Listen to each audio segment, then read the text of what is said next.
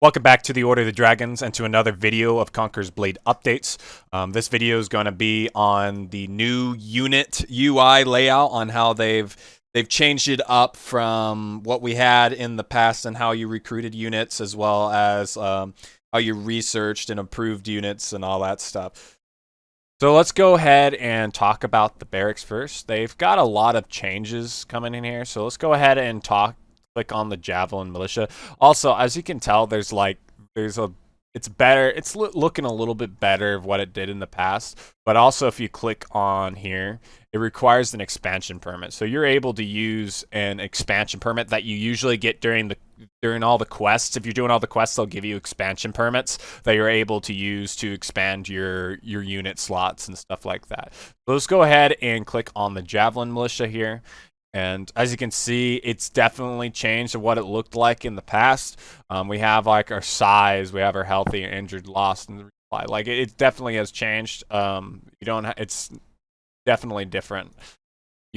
Supplying is literally the same. You can craft your unit stuff and use that, or you can use bronze. To resupply your things, but I would recommend, if you get bronze pretty fast, so it doesn't really, for the beginner units, for the very beginning units, I would just purchase it. But later down the road, when you get the higher units, I would craft them all at the crafter. As you can tell, if you look on here, level 14 is the maximum that you can get to, but the higher tier, the tier depends on how many stars you have, but the higher the tier, the more levels you can actually get. So let's go ahead and check on the unit training. There's been many changes to the unit training, and I would definitely say good changes is that they still have the level limit of the reason why they've done this level limit is that you have a choice. You can either go down this route and get this, or you can go down this route and get this, or you can split it up to a certain amount of here and split it up a certain amount of here. So it all depends, because since the Javelin men have 14 levels, so they have 14 points. So you decide, what do I want to put it in? What skill formations do I, extra skills do I want? What other stats do I want? Talking about skills, a really cool thing is that if you go down a certain route, let's say like this one, in that route, I'm getting column formation as well as charge. And that gives me 2 extra skills that I can use out on the field, which are very useful in certain situations. So, but if I want to get this, I have to go down this route. And if I want to get this, I have to go down this route. And what's really cool about these last thing, this one increases the head count by 4. And having that extra head count is very useful. Having those extra men that do tons of more damage is very, very useful. But what's really cool down below is that if you do not have a unit appearance option or costume for your units, you can level up your unit to get one of those unit appearance change skill sets, that unit upgrade sets. So that's really cool. So let's go ahead and click on the attire here. When we go to the attire section, this is where all the unit attire that you've gained or purchased through the in-game, the marketplace, the cash shop. You're able to equip your unit with any armor that fits that certain class, the class of infantry. So like this one right here is only infantry soldiers, so it can only be equipped on infantry only, no ranged and no cavalry. As well as this one right here is only equipped for cavalry, so you cannot put it on ranged or infantry. This is the one from the packs at the very beginning, so if you don't get the packs now, you will not be able to get these. But they look pretty decent, but I do not like the helmet, so I usually just take off the helmet and run around like this with my unit, so that looks pretty damn cool. But I do not have any cavalry, so can't really show it to you, but they look exactly the same what they do in the picture, except the different color and the clothing. So they look really nice. I really do like the look, but they also have, if we go ahead and head over to the marketplace right here, and we go to unit attire, they also have the French and the Golden Sun Mercenary. The Golden Sun Mercenary is what you got from, if you would got this for free, if if you were the house that won the house test, on the NA and EU servers, there was 2 houses that would get this for free, all the members in that house. So that's pretty cool. So let's go ahead and head over to the unit tree. There's a lot of new changes on that. The unit tree has changed drastically. Remember when all this stuff, all the new upgrades, all the new technologies were on the technology tab? Well, they changed it. All the unit technology, they made it so much easier to be able to figure out what you need next. They still use honor to level up your to increase your things, but as you can tell, it's very more organized. They do not have the 2 sections of Asteria and AOing.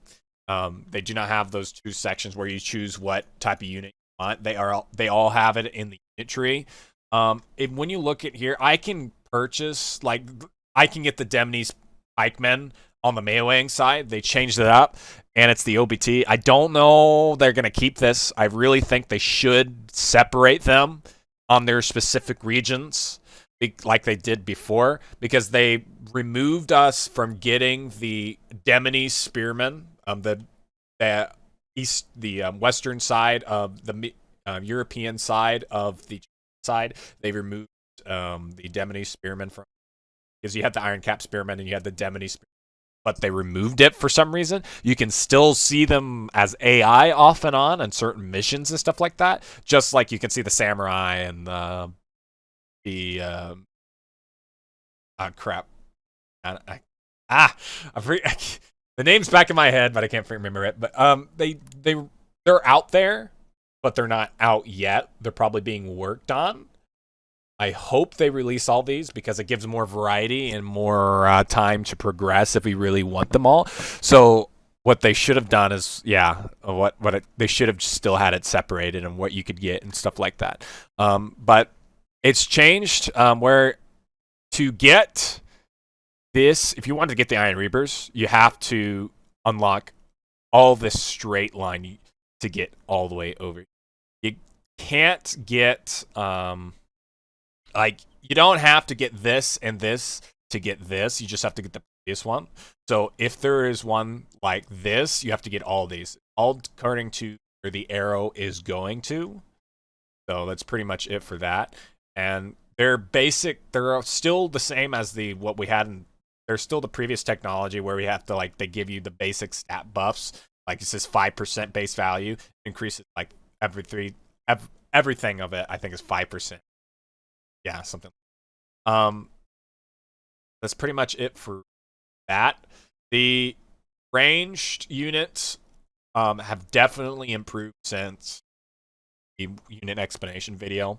Remember I was telling you how the archers were extremely overpowered and the muskets were underpowered? Well, it's quite the opposite now.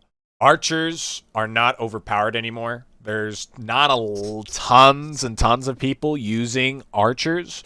They're still useful per se when you have you put them in a specific point and you constantly rain arrows upon the enemy. Yes, it's going to do quite a lot of damage to you, etc. But the musket men are really good now. They have a lot more accuracy, I believe. Ooh. They have a bayonet. That's new. Okay, so they do a lot more melee damage and stuff like that. So they probably have some sort of charge ability in the future. Charge your bayonets. That'll be pretty cool. But yeah, they've definitely improved on the ranged and made them more useful, as well as not extremely OP where they don't lock on to your player instantly and annihilate you. They don't do that anymore. So that's very good. Let's move on to the cavalry units. The cavalry units, they have more HP now, so they're not going to get one tapped by infantry or other things like that. But they still have low amount of soldiers. See here. Let's see. Where's the count? I don't see the count. Oh well. But they have low amount of units, so they're not super OP with their insane health, where they have like billion units and stuff like that. So they have like few units, and they can charge in and do decimating attack. But if when they use their charge, they're slow, so it's pretty easy to take them out with very easy to take them out with javelin units and ranged units once they're not moving. So you have to be tactical with them. Same in the past, you would have to be tactical with them, but they just died way too easily in the past, where melee units were taking them out like while mid-charge. Really weird how they did that. But they fixed that up. There's definitely a lot better. They're not like debuffed to the extreme now. They're pretty decent. So they've balanced out the units pretty well. If I do say so myself. The shield units are still good defensively. You can break through those units if you full force flat them with your charge forward, and then you break them as a player would. So that would that gets your men to take them out. So they're good defense still, but they're not super OP anymore. Like, you know how the Iron Cap Spearmen be able to get into a little circle thing and start jabbing away at people's health and just annihilate them. But they don't do that anymore, so that's really good. So yeah, that's changed. Let's go ahead and talk about the skills, skill UI. They changed that up. If we click on P skills here, the skills have changed dramatically. As you can see here, it's just like the way the technology system works on the units, where you have to get a certain ones where the arrow connects to be able to get the next skill. But they've changed it up where you don't have to use honor anymore. You use mastery points and skill points. Mastery points and skill points are basically the same thing, but skill points you're gained through. But mastery points are gained by killing enemies by yourself. So if you're going out massacring enemies yourself, all the AI and enemy players, you're going to be getting these points. It is not your units killing other units. To get honor points, your units have to do the work. It is not you doing the work. Mastery points is you doing the work. So that's really good. As you can tell, it's about the same. Remember in the past where you just had these, you didn't really have these points. They've put technology in there where you will actually do damage. So slashing damage multiplier by 5%. So if we look on here, 123% of base slashing damage. Well, this increases by 5%, and this increases by 5%. So that's going to be 133% slashing damage. So it's not extreme, but gives you a little bit of buff. So yeah, you have to get the arrows connected to the arrows. If I wanted this, I would have to get all of these. It lights up for you, so you don't really have to really focus on. You don't have to follow in where you actually want to go. So it's very handy on that. So that's it. That's the change on there. They haven't changed any of that. How to get these? You get them through normal missions, as well as dungeon, all rebel camps, which are the dungeons outside on the open world.